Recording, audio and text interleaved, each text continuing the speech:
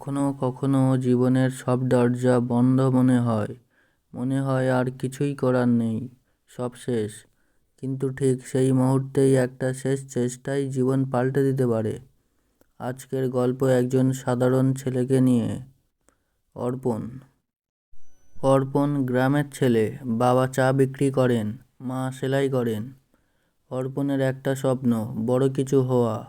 কিন্তু বাস্তবতা, পড়ার টেবিল নেই, বিদ্যুৎ যায় বারবার, আর টিউশন দেওয়ার পয়সাও নেই।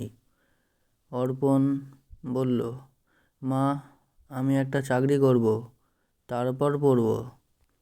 মা নরম স্বরে বলল, বাবা, দুনিয়া খুব কঠিন, কিন্তু যদি পড়া ছেড়ে দিস তাহলে স্বপ্নও ছেড়ে দিবি। এই কথাটা অর্পণের মনে গেঁথে গেল। স্বপ্ন কখনো ছেড়ে দেওয়া যায় না। অর্পণ প্রথমবার চাকরির পরীক্ষা দিল, ফেল। দ্বিতীয়বার আবার ফেল। বন্ধুরা মজা করলো, কেউ বলল, তুই পারবি না। অর্পণ চোখের জল নিয়ে ভাবতে ভাবতে বলল, হয়তো ওরা ঠিকই বলেছে।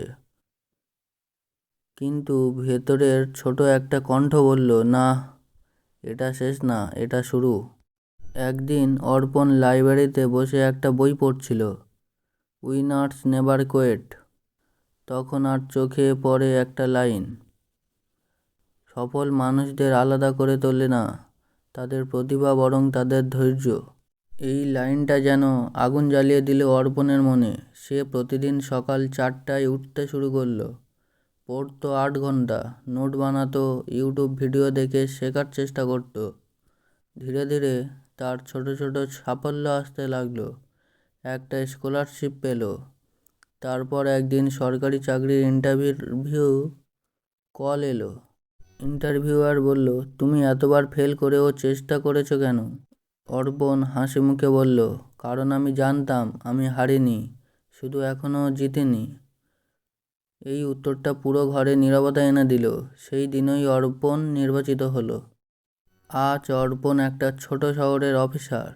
প্রতিদিন যখন কেউ তাকে জিজ্ঞেস করে, তুমি কিভাবে এত দূর এলে, সে হাসে আর বলে, আমি শুধু একবার চেষ্টা করেছিলাম, যেদিন সবাই ছেড়ে দিয়েছিল।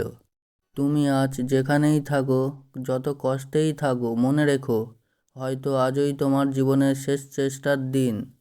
আর সেই শেষ চেষ্টা হয়তো তোমাকে পুরো পৃথিবীর সামনে জয়ী করে তুলবে।